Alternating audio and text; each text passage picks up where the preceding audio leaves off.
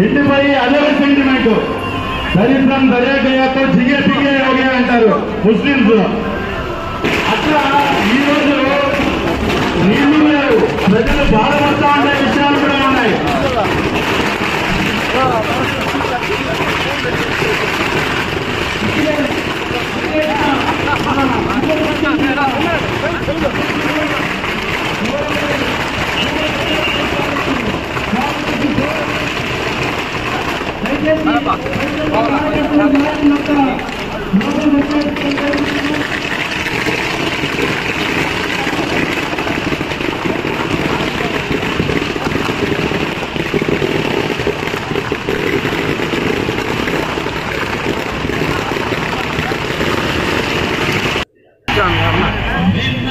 Okay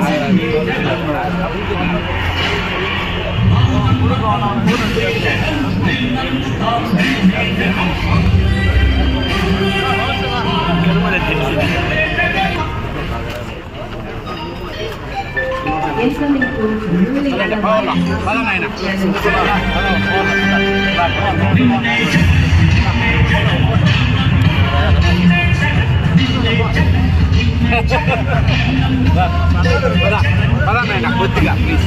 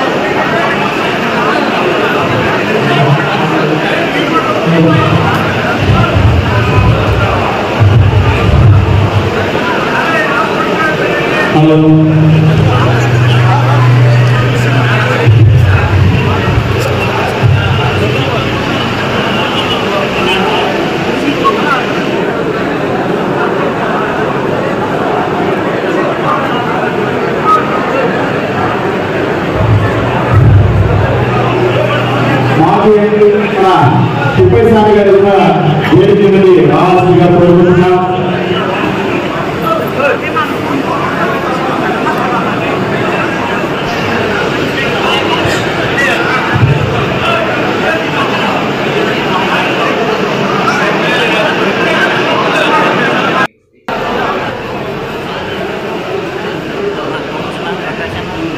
దయచేసి meeting అయినాక జిల్లా అధ్యక్షుల వారిని సన్మానించే కార్యక్రమం ఉంటుంది. దయచేసి మీటింగ్ అంతా అయినాక మా కార్యకర్తలు నాయకులు కలిసి ఏర్పాటు చేయడం జరిగింది. దయచేసి మీటింగ్ స్టార్ట్ అయిపోయినాక మళ్ళీ మనందరూ నూతన అధ్యక్షుల వారిని సన్మాన కార్యక్రమం చేసుకోవచ్చు. దయచేసి ఫస్ట్ మీటింగ్ అన్ని మండలాలకు సంబంధించిన పార్టీ ప్రెసిడెంట్ని వేదిక మీద రావాలని కోరుకుంటున్నాం.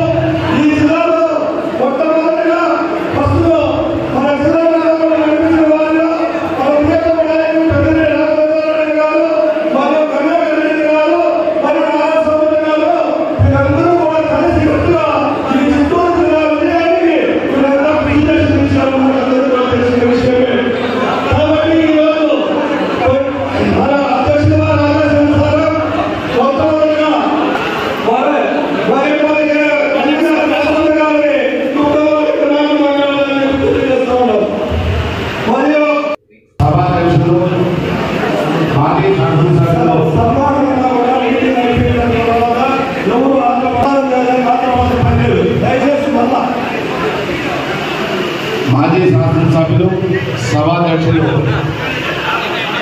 వెంకటయ్య గౌడ గారికి, ఉమ్మడి చిత్తూరు జిల్లా వైఎస్ఆర్ కాంగ్రెస్ పార్టీ అధ్యక్షులుగా నూతనంగా నియమితులై మన పలమనేరు నియోజకవర్గానికి విచ్చేసినటువంటి గౌరవనీయులు భూమన కరుణాకర్ రెడ్డి గారి, శ్రీనివాసులు గారికి, మాజీ డీసీసీపీ అధ్యక్షులు రెడ్డెమ్మ కృష్ణమూర్తి గారికి, మాజీ శాసనసభ్యులు మడకశిల మరియు పలమనేరు మాజీ శాసనసభ్యులు గౌరవనీయులు తిప్పేస్వామి గారికి, గణేష్ యాదవ్ గారికి, అదేవిధంగా అన్ని మండలాల నుంచి విచ్చేసిన జెడ్పీటీసీ సభ్యులకు, ఎంపీపీలకు, ఎంపీటీసీలకు, సర్పంచులకు, ముఖ్యంగా ఈనాడు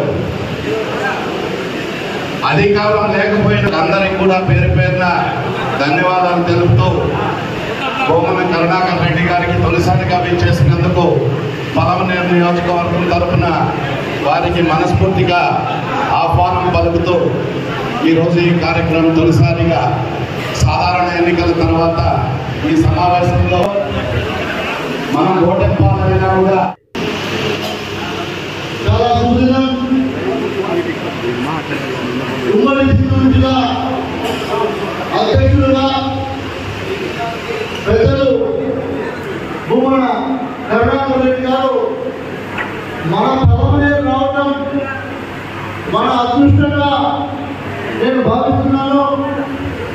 అన్నతో పాటు మాజీ డిప్యూటీ సీఎం గారు నారాయణ స్వామి గారు, మన పార్లమెంట్ సభ్యులు మాజీ పార్లమెంట్ సభ్యులు రెడ్డమ్మ గారు, ఉమ్మడి చిత్తూరు జిల్లా డిప్యూటీ చైర్పర్సన్ వాసన్ గారు, రెడ్డమ్మ గారు, కృష్ణమూర్తి గారు, అదేవిధంగా సోదరులు గణేష్ గారు, మాజీ ఎమ్మెల్యే శాసనసభ్యులు తిప్పేస్వామి గారు, అదేవిధంగా అన్ని మండలాల ఎంపీలు, ఎంపీటీసీలు,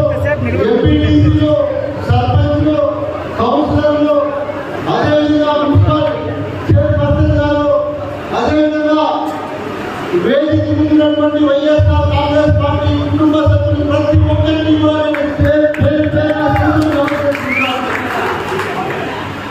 ఈరోజు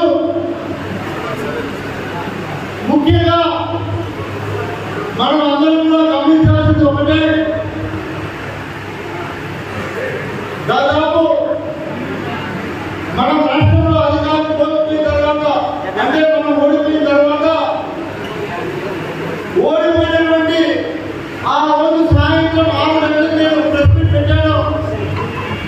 ఆ రోజు నుంచి ఈ రోజు వరకు కూడా ఏదైనా శుభకార్యాలు, ఏదైనా మంచి చెడ్డ ఉంటే ప్రజల్లోకి వెళ్ళాం తప్ప ఏ రోజు కూడా రాజకీయాల గురించి చర్చించలేదు. ఎందుకంటే కొత్తగా కూటమి ప్రభుత్వం అధికారంలోకి వచ్చింది అంటే కొత్త సంవత్సరం కుండా చెప్పి రాష్ట్రం తట్టా ఉంటా అని తెచ్చుకొని వంట ఉండాలి. కాబట్టి ఎంతమంది వంట ఉండాలో చూద్దామనే చెప్తాను.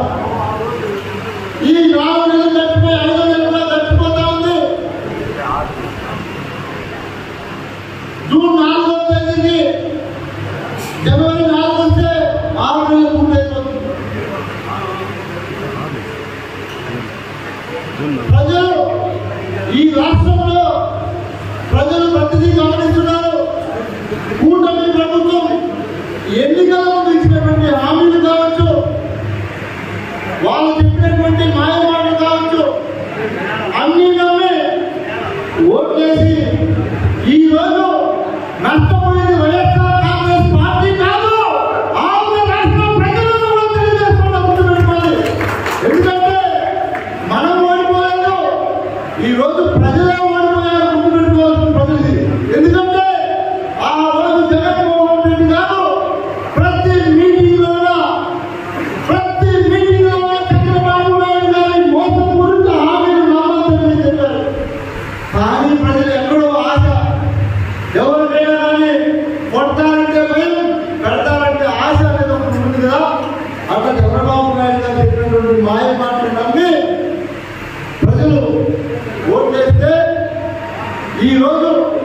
ఈ రాష్ట్రంలో రెడ్డికు పరిపాలన జరుగుతుంది. మరీ దారుణం ఏంటంటే మీకు అధికారం ఇచ్చిన తర్వాత మీ వల్ల అయితే ప్రజలు ఏమైనా చేయండి, అంతేగాని వైఎస్ఆర్ కాంగ్రెస్ పార్టీ కోసం కష్టపడినటువంటి నాయకులను కార్యకర్తలను కొట్టడము, చంపడము లేదా బెదిరించి కేసులు పెట్టడము ఇవన్నీ మీరు చేస్తున్నారు. ఇది మీకు న్యాయమైన అడుగుతూ ఉన్నా నేను.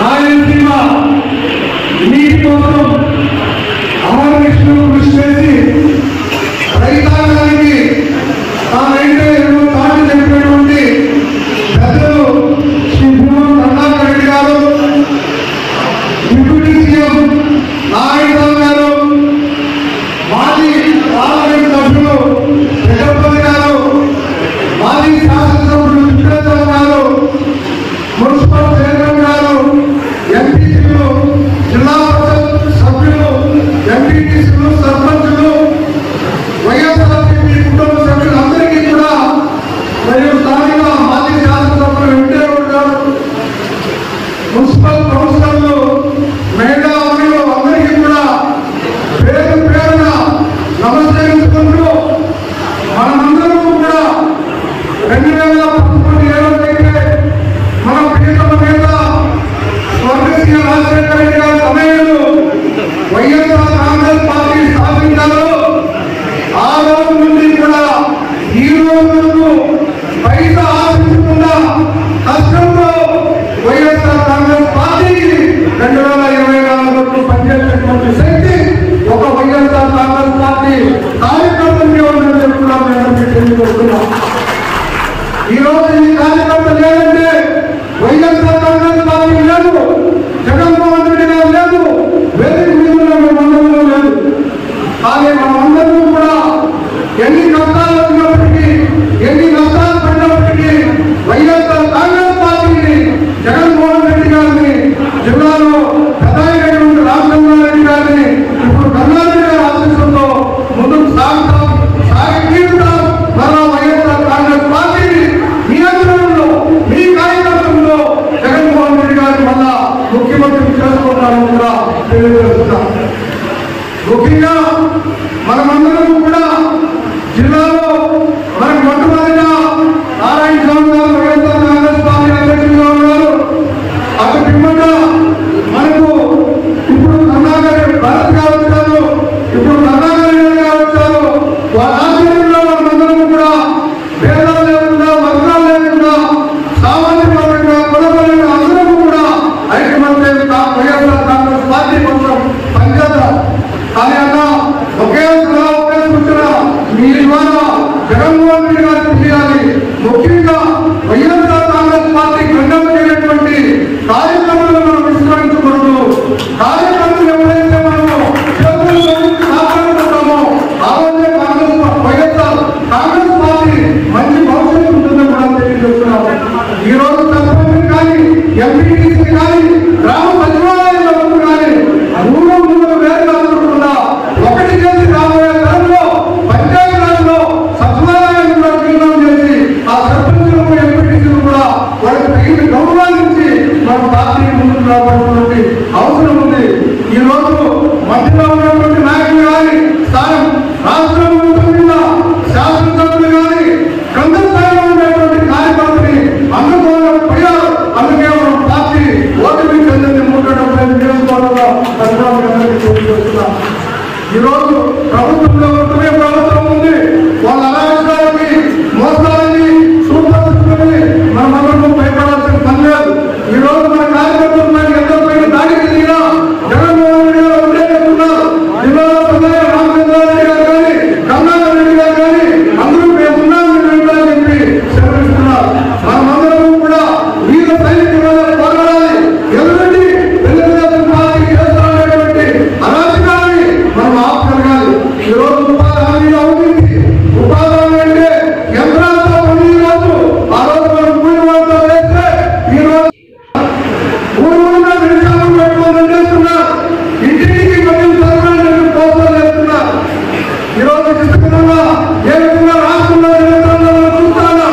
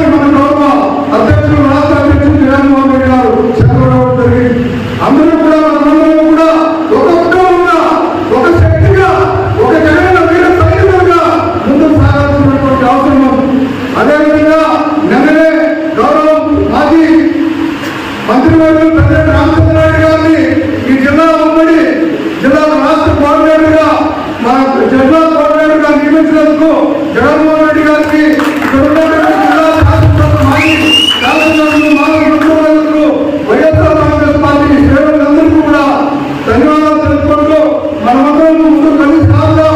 కర్ణాకర్ రెడ్డి గారి నాయకత్వంలో సెలవు తీసుకుంటూ మీ అందరి మీద సెలవు తీసుకుంటున్నారు. జై శ్రీరామ్, జై శ్రీరామ్.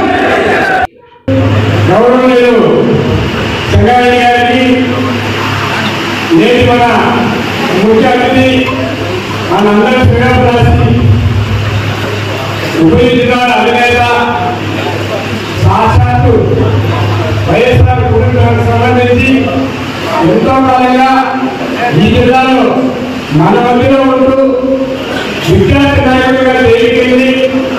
అప్పటి నుంచి ఇప్పటి వరకు తిరుపతిలో అనేక పదవులు ఉండడమే కాకుండా అప్పట్లో కాంగ్రెస్ పార్టీని జగన్మోహన్ రెడ్డి గారి వైఎస్ఆర్సీపీ పార్టీని మన దుర్దశంగా వేసుకునేసి మన మధ్యలో ఎవరిగా ఉండేది చేస్తూ అటు రామచంద్రయ్య గారి ఎల్లుడి గారి మన దగ్గరనే నారాయణ అందరూ కూడా కలుపుకోవాలంగా పార్టీ పరిశ్రమకి కట్టడి చెప్పుకున్న మన నాయకుడు గంగారెడ్డి గారు ఇక్కడికి రావడం నిజంగా మనం చాలా గర్వించే విషయము.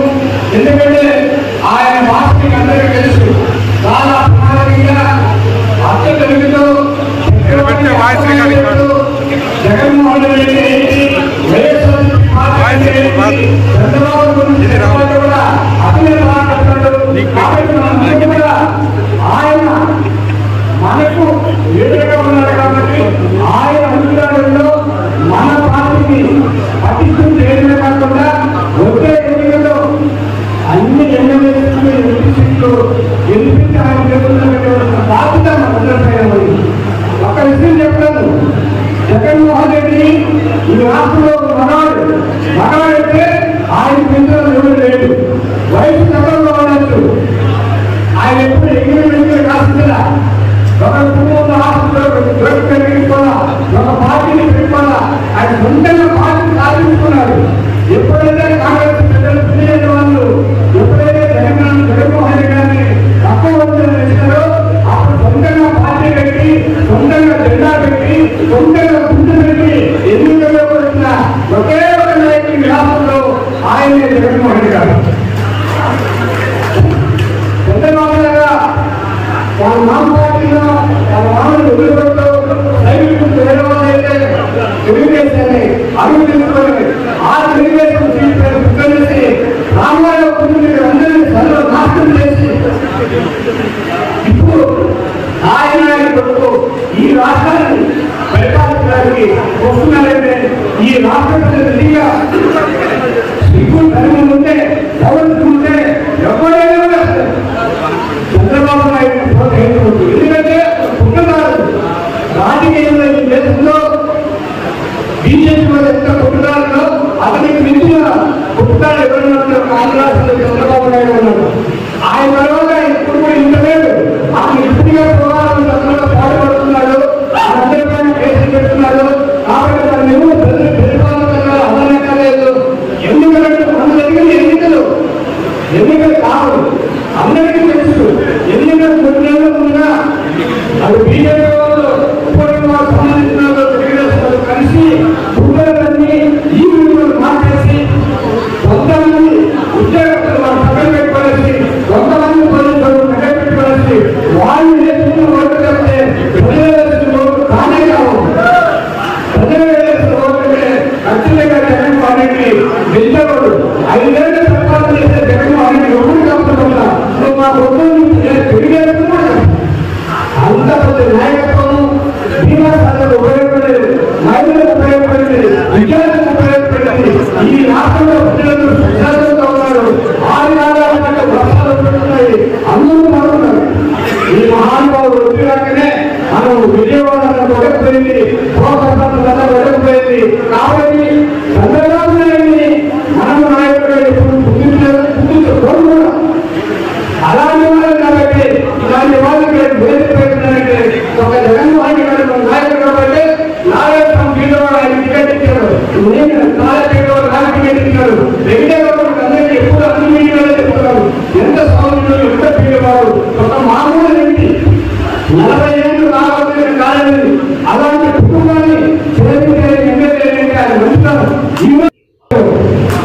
గుర్తుపెట్టుకోండి, మనం ఎవరికి భయపడలేదు. ఈ జిల్లాను మళ్ళీ వస్త్రాలు వచ్చాడు రామచంద్రారెడ్డి, కరుణారెడ్డి గారు, నారాయణ ప్రజలు ఎదురు ఉంటారు. వాళ్ళు అడుగుతారు, మనం జరగాలి, నడపాలి. జగన్మోహన్ రెడ్డి ఒకసారి వెంటనే వస్తున్నాయి అవి వచ్చాను. ఎందుకంటే చంద్రబాబు బుద్ధి చెప్పాలంటే ప్రజలు సుఖంగా ఉన్నారు. ఖచ్చితంగా ఈ ప్రభుత్వాన్ని మనమందరూ ఐక్యమత్యంగా ఉంటూ పార్టీ జగన్మోహన్ రెడ్డి గారి నాయకత్వాన్ని మళ్ళీ పెట్టుకోవాల్సి జగన్మోహన్ రెడ్డి ముఖ్యమంత్రిగా చేయాలనేసి మన వెంకయ్యగారు నాయకత్వాన్ని ఇక్కడ ఈ కాన్స్టిట్యూన్సీలో బలపత్రాలు మార్చుకున్న అందరిపైన తెలియజేసుకుంటూ అందరికీ ప్రజలు చాలా మంది ఉన్నారు. నారాయణ గారు, వాసన్న గారు, కృష్ణమూర్తి గారు, కృష్ణ గారు, రమేష్ యాదవ్ గారు, వెంకటేశ్వర గారు, మన ఉద్యమ గారు, బాలాజీ గారు, ప్రభాకర్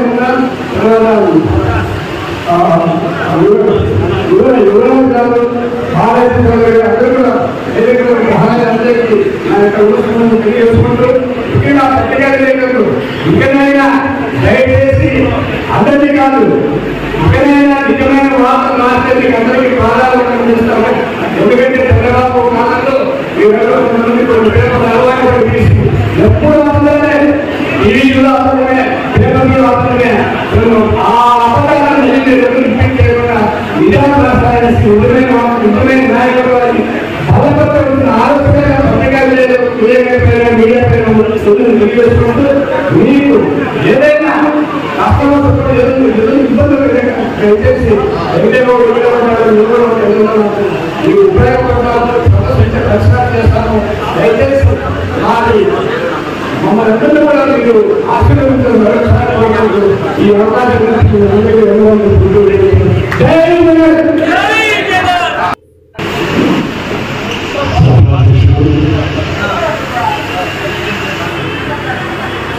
మీ అందరి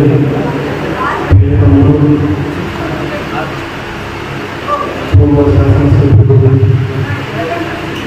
తమ్ముడు వెంకటేగౌడ గారు, గౌరవనీయులు పెద్దలు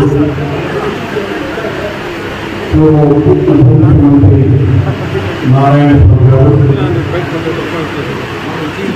మాజీ పార్లమెంటు సభ్యులు పెద్దలు రెడ్డప్ప గారు, జిల్లా పరిషత్ చైర్మన్ శ్రీనివాస్ గారు, ఈ మాజీ శాసనసభ్యులు డాక్టర్ వెంకటేశ్వర గారు, మాజీ జిల్లా పరిషత్ చైర్మన్ రెడ్డప్ప గారు, వేదిక మీద ఉన్నటువంటి మున్సిపల్ చైర్మన్, జడ్పీటీసీ సభ్యులు, అలాగే కౌన్సిలర్లు, ఎంపీటీసీలు, వచ్చినటువంటి నాయకులు, ప్రతి ఒక్కరికి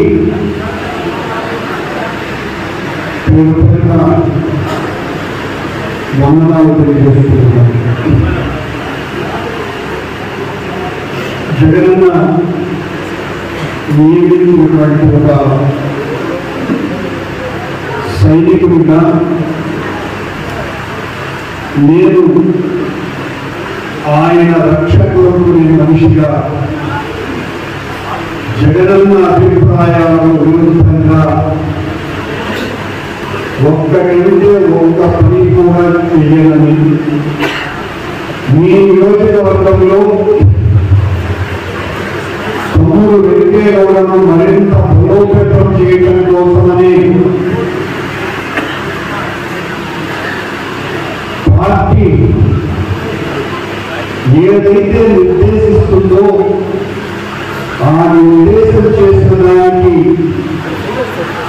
భిన్నంగా వ్యవహరించకుండా పార్టీని బలోపేతం చేయడానికి నన్ను పంపించాలని సవినీయంగా మేము అందరికీ మొట్టమొదటి వక్త బాలాజీ గారి దగ్గర నుంచి రవి గారి దగ్గర వరకు మీరు చెప్పినటువంటి ప్రతి విషయము మెదడులో రికార్డ్ అయింది. బాలాజీ గారు, జగన్మోహన్ రెడ్డి గారు నన్ను నియమించినారు అంటేనే కార్యకర్తలతో మంచిగా ఉండాలి కాబట్టి, కార్యకర్తల మనిషిగా ఉండాలి. మనం ఎక్కడైతే పొరపాటు చేసుకున్నామో ఆ పొరపాటును సరిదిద్దుకొని కార్యకర్తలలో ఆత్మవిశ్వాసాన్ని కలిగించడానికి రగిలించడానికే నన్ను జగన్మోహన్ రెడ్డి గారు నియమించారు. నేను ప్రతి సమావేశంలోనూ మాట్లాడుతున్నా, నేను కార్యకర్తలలో చిట్ట చివరి ఆఖరణ ఉన్నటువంటి కార్యకర్తతో సమానమైన వాడినే కానీ 50 ఏళ్ల రాజకీయ జీవితం ఉంది కాబట్టి నేను చాలా పెద్దవాడిని అని గర్వపడేటువంటి వ్యక్తిని కాదు. ఈ రోజున కష్టకాలంలో ఉన్నటువంటి పార్టీని ఉద్యుక్తం చేసేటువంటి బాధ్యత ఈ జిల్లాలో జగన్మోహన్ రెడ్డి గారు నాకు అప్పగించినారు. రాజకీయాలకు కొత్త కాదు, రాజకీయ నేపథ్యం లేక కాదు, అనేక పోరాటాలు చేసినటువంటి వాళ్ళం. రాజకీయాలు చేయడం చాలా తేలికైన విషయం కూడా తెలిసిన వాడిని. కానీ కార్యకర్త అనేటువంటి వాడిని విస్మరిస్తే ఖచ్చితంగా ఇబ్బంది కలుగుతుంది అన్నది చరిత్ర తెచ్చినటువంటి సత్యం. ఆ సత్యాన్ని గమనంలోకి తీసుకునే మనం పార్టీని ముందుకు తీసుకెళ్లేటువంటి బాధ్యతతో పనిచేస్తానని తెలియజేస్తూ, ఈ సందర్భంగా జగనన్న చెప్పినటువంటి మాట ఎవరికైనా అనుమానాలు అయ్యేటువంటి తప్పేం కాదు, ఆయన అభిప్రాయం. ఫిబ్రవరి మార్చి నుంచి జగనన్న పూర్తిగా ప్రజల మధ్యనే ఉండబోతున్నాడు అనుకుంటుంది. ప్రజల మధ్యన ఉండటం జగన్మోహన్ రెడ్డి గారికి కొత్త కాదు. తన తండ్రి చనిపోయిన తర్వాత చనిపోయినటువంటి ఆ తండ్రి మరణాన్ని తట్టుకోలేక 675 మందికి పైగా మరణించినారు. వాళ్ళందరి కుటుంబాలను పరామర్శిస్తాను అని చెప్పి సోనియా గాంధీని ధిక్కరించి ప్రజల్లోకి వెళ్ళినటువంటి వ్యక్తి జగన్మోహన్ రెడ్డి. ఆ రోజున ఓదార్పు పేరుతో దాదాపు 3 సంవత్సరాలు ఇంటి ముఖం కూడా చూడకుండా లక్షలాది మంది కార్యకర్తలు ప్రజల మధ్యనే గడుపుతూ తన దగ్గరికి వచ్చినటువంటి వాడు ఒళ్ళంతా పుండ్లు. ప్రపంచంలో ఏ రాజకీయ నాయకుడు ఇప్పటి వరకు వాళ్ళ అనుభవంలో లేదు.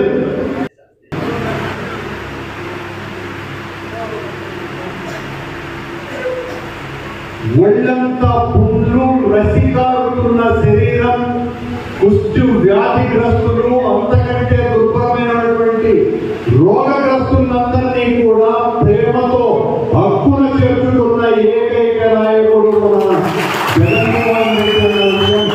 మరిచిపోవద్దని నేను చెప్తున్నాను. మనం విమర్శ కాదు చేయాల్సింది, విమర్శతో పాటు మన నాయకులలో ఉన్నటువంటి అద్భుతమైనటువంటి సానుకూలత అంశాలు ప్రపంచంలో ఏ నాయకుడికి లేవు. ఒక్క రోజున 25,000 మందిని కరచాలనం చేసినటువంటి వ్యక్తి జగన్మోహన్ రెడ్డి. ఒక్క రోజు మాత్రమే కాదు, 100 రోజులు ఆ రకంగా పాదయాత్ర ద్వారా ప్రతిరోజు 25,000 మందికి పైగా అక్క చెల్లెమ్మలతో మాట్లాడుతూ వాళ్ళ కష్ట నష్టాలను చూసి వాళ్లకు నమ్మకం కలిగిస్తూ భరోసా కల్పిస్తూ నేను ఉన్నాను అన్నటువంటి ధైర్యాన్ని ఇచ్చి 3,648 కిలోమీటర్ల దూరంలో దాదాపు 2.5 కోట్ల మందిని నేరుగా సంభాషించిన వ్యక్తి ప్రపంచంలో ఒక్క జగనన్న మాత్రమే. అధికారంలోకి వచ్చిన తర్వాత ప్రజల ఆశీర్వాదంతో నేను ప్రజలకు మంచి చేయాలా అన్నటువంటి ఒక మాత్రమైన ఆలోచనతో ఓ తాత్విక చింతనగా దాదాపు రాష్ట్రంలో 60% పైగా పేదవాళ్ళు ఉన్నారు.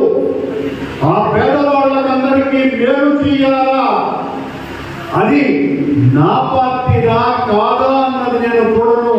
కులము, మతము, వర్గము, వర్ణము చూడను అని ఆయన చేసినటువంటి సహాయం ఈ రోజున మనం ప్రశ్నిస్తున్నాం. కాదనలేదు. ఇంతమందికి మేలు చేయటం తప్పైతే దానికి సమాధానం ఎవ్వరూ చెప్పలేదు.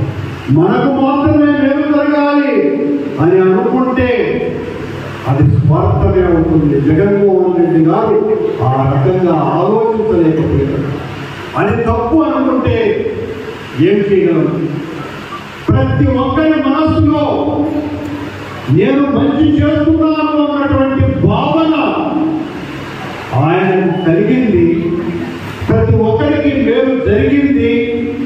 కరోనా నేపథ్యం ఉన్న దేశంలో, ప్రపంచంలో అన్ని దేశాలు, రాష్ట్రాలు అతలాకుతలమైపోతే ఒక్క ఆంధ్రప్రదేశ్ రాష్ట్రంలో మాత్రమే కరోనా సమయంలో పేద ప్రజలందరూ కూడా 3 పూట్ల కడుపు నిండా అన్నం తిన్నారు. ఆ అన్నం పెట్టినటువంటి ఘనత మన